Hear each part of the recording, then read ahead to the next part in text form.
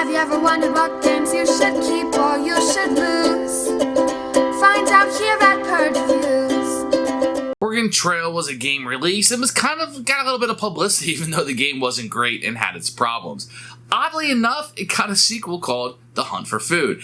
And when you think about it, when you go back and play the original Oregon Trail game in this line, the shooting and the animal hunting was left out. You didn't really notice it. You're like, hey, they got to make cuts for a board game, but this adds an in. So this is a standalone expansion. You can put this in, so when you go hunting, you can play this game as like a mini game inside of it, although it's a full-fledged out game, or you can play just this game. The problem with this game is it is a luck fest. Everything's going to come down to how many actions you have. You're going to be rolling a dice. When you're shooting the animals, it's going to be rolling the dice. And there isn't any way to actually mitigate the dice. So, as a game itself, it doesn't work that great. As an expansion, I think it's a stronger one. It does make the first game a little bit longer and does give it a little bit of not AP, but extends out a turn to make the downtime a little bit more. And I think that's not necessarily strong. But this game is pretty weak. It's not a very fun experience. It's okay. And I think if you want to play Oregon Trail and talk about this kind of thing and roll the dice, you don't mind that kind of thing, I think you'll have fun with this one.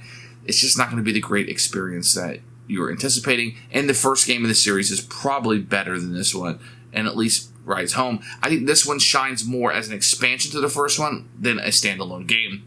For us, it's going to be a Purge. Here's the Oregon Trail Hunt for Food card game. Now, this is the expansion to the original game. You're going to get some bullet tokens. They just pop right out. You can put them right back in. You're going to get a little bit of advertisement. These are coasters that came with it. I never used them. They have no game purpose whatsoever, but they do look pretty cool. You're going to get a little hunter that will move around. You're going to get these cards. These are mass market cards, clip art type. Not a whole lot to them, as you can tell, but they're made to look like the artwork from the original game. You're going to get this dice that kind of looks like 8-bit, which is popular at the time. But there's regular little dice, and those are not stickers. Those are put on there. And a little case in here that's pretty good for what you have. This little hunter thing is okay. It's a little silly and everything. Mass market, 10, 15, 20 bucks for this game. Opponents aren't great, but I don't think you would expecting that either. Here's the rule book. Now, it's almost like a map. It kind of comes out like this, and you read it, and then it opens up, and then you turn it over like this. And it's a lot, and it's a page of words here is what you're kind of looking at. There are pictures and stuff that are included in it.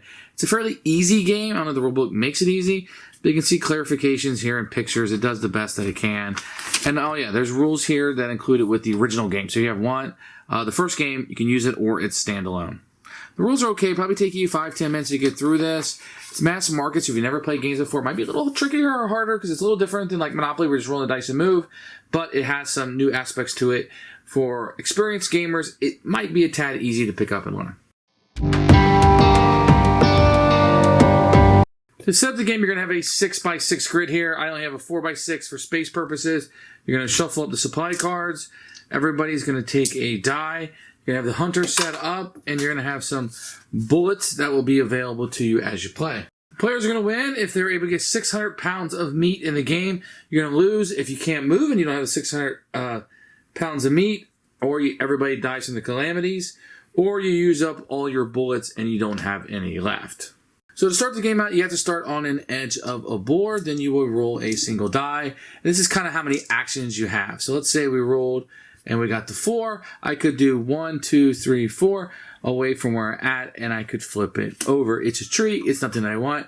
For another action, I could flip over another card, and there is an animal. Now what I'm trying to do is I'm trying to shoot the animal without anything in between. So let's say I have, a bison here and a bear. Great. I can shoot that by giving up one of these bullets. And it tells you what you need to do.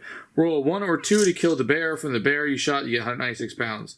So I rolled a 1, which I needed, so I would gain this card. Now, if I wanted to shoot another one, and let's just say for argument's sake there was a tree in the way, I would have to get the tree out of the way before I'd be able to shoot down the bear.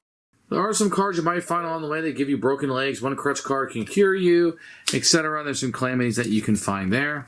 You also will find these abandoned wagons. So if they're here and you go there, you can get a card from the supply. So let's say on that broken leg, I need a crutch. If I had a crutch, the group could use this to lose our broken leg, and that would be out of there. Then you would turn this sideways or upside down to indicate that it is now an empty one. Once again, each of these cards will have a number of pounds on it. So this is 949 pounds of meat. You're only able to carry 100 pounds back to the wagon. So you get 600 pounds of meat, you win the game. That's pretty much how you play. If you wanted to incorporate this with the base game, you certainly can. Whenever you go to hunt, you would just go and set up this game and play it as part of that game. Who should buy this game? Only fans of the first game. If you really like the Oregon Trail game, the original board game, and you want to use this as an expansion to add in and then have the full experience of Oregon Trail on your board game table, this game is going to be for you. For everybody else, I would definitely say try before you buy. Not a very strong addition. If you wanted to have just one, I would go with the other one for sure. Purge for us.